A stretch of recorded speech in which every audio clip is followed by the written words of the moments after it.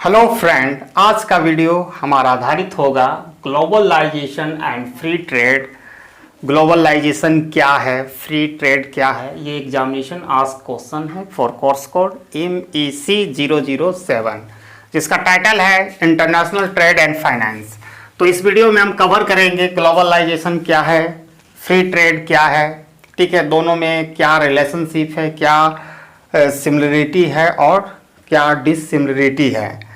ठीक है, वीडियो में आगे बढ़ने से पहले आप लोगों से हमारा काइंडली रिक्वेस्ट है कि अगर आप हमारे चैनल में पहली बार आए तो प्रेस करें bell icon for all notification, ताकि हमारे लेटेस्ट वीडियो का अप टू डेट आप तक आसानी से पहुंच सके और इस वीडियो को ज़्यादा से ज़्यादा लोगों के बीच शेयर करें।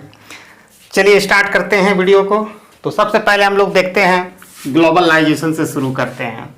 ठीक है, ये ग्लोबलाइजेशन, तो ग्लोबलाइजेशन क्या है तो ये जानना पड़ेगा। ये ग्लोबलाइजेशन जो वर्ड हम सुनते हैं ये एक मॉडर्न फिनोमिना है और इसको ये डेवलप हुआ है मिड 20 सेंचुरी में।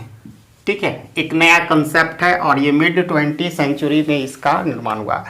ग्लोबलाइजेशन को अगर हम एक सिंगल सेंटेंस में अगर डिफाइन करना चाहें तो इसको कहा जा सकता है globalization is the process of integration of world economics.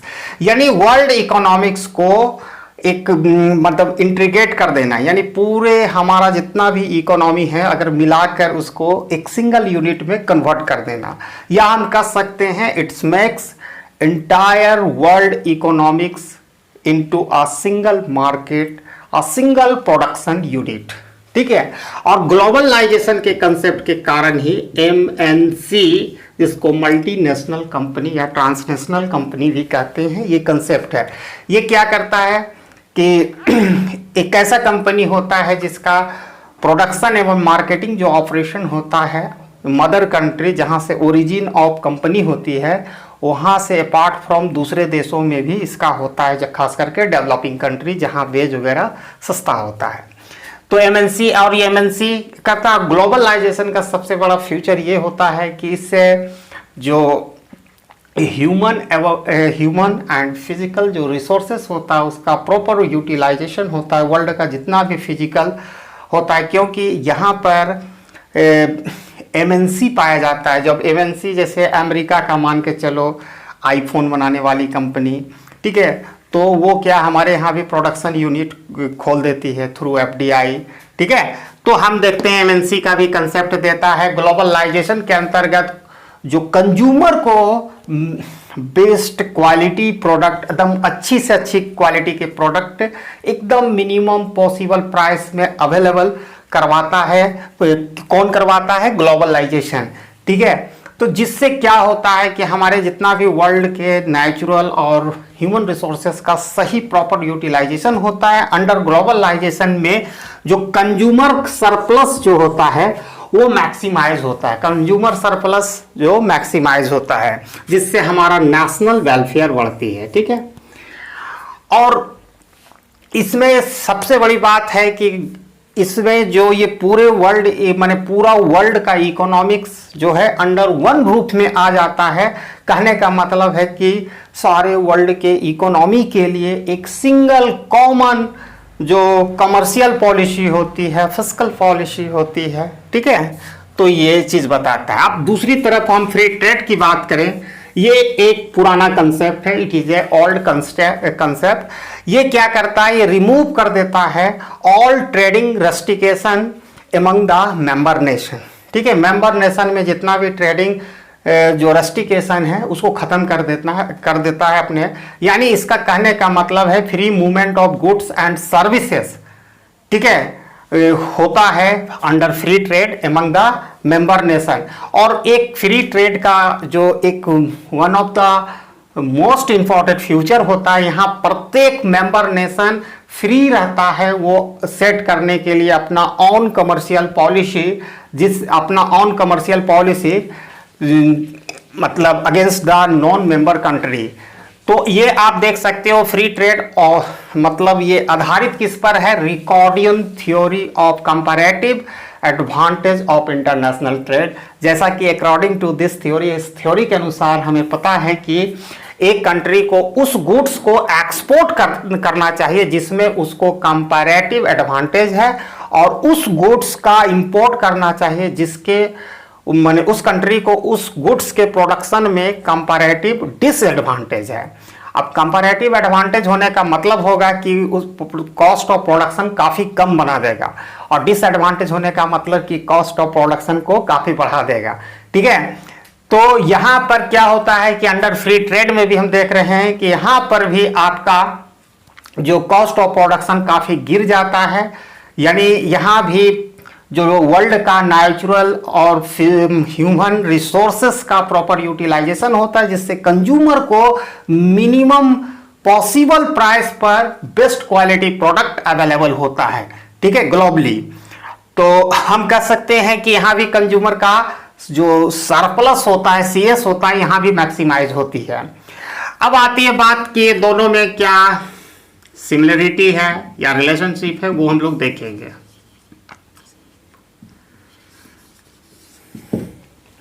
अब सिमिलरिटी इसमें यह है दोनों में कि दोनों में बिजनेस का फ्रीडम पाया जाता है। ठीक है, बिजनेस का फ्रीडम, यहां पर गवर्नमेंट का मिनिमम से मिनिमम इंटरवेंशन होती है, यानी कह सकते हैं यहां पर बिजनेस फ्रीडम होती है, बिजनेस फ्रीडम।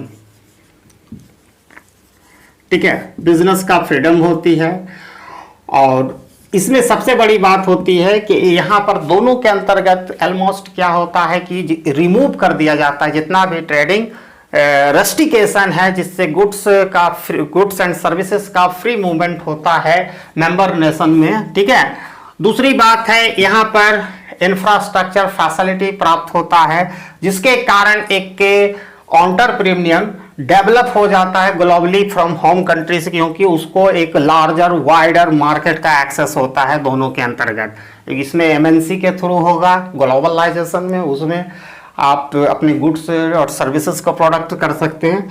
तो इंफ्रास्ट्रक्चर हो गया। ठीक है, तीसरा जो पॉइंट है गवर्नमेंट सपोर्ट दोनों में मिलता है। अब ये गवर्नमेंट सपोर्ट किस तरह का होता है वो हम करेंगे, in the form of physical and economics infrastructure का सपोर्ट दोनों में पाया जाता है। क्यों पाया जाता है?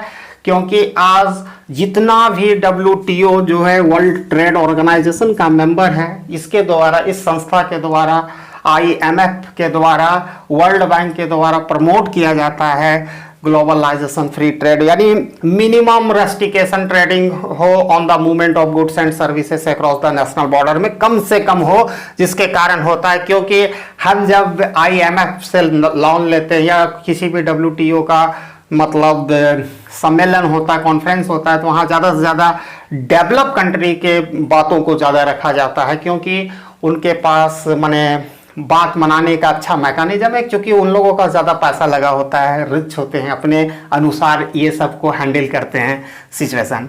और चौथा है कि कंपटीशन पाया जाता है, कॉम्पिटिशन।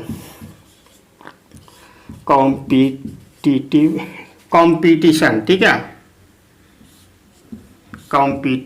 कंपटीशन पाया जाता है, यानी यहाँ पर आपको जो ग्लोबलाइजेशन होता है या आप कह सकते हो फ्री ट्रेड, दोनों में कॉम्पिटिटिवनेस पाया जाता है, जिससे क्या होता है कि हमारे जो रिसोर्सेस होते हैं, मतलब हमारा जो कॉस्ट ऑफ प्रोडक्शन जो होता है वो मिनिमम पॉसिबल लेवल पर चला जाता है, जिससे कंज्यूमर को बढ़िया क्वालिटी का प्रोडक्ट मिलता है। अब डिससिमिलरिटी की बात करें, दोनों डिफर होता है, तो उसकी बात करें डिससिमिलरिटी में, इसमें सबसे पहला है कि ये जो है ग्लोबलाइजेशन एक प्रोसेस है इंटीग्रेशन ऑफ वर्ल्ड इकोनॉमिक्स। ये है वर्ल्ड इकोनॉमिक्स को हम इंटीग्रेट करते हैं, वर्ल्ड इकोनॉमी को।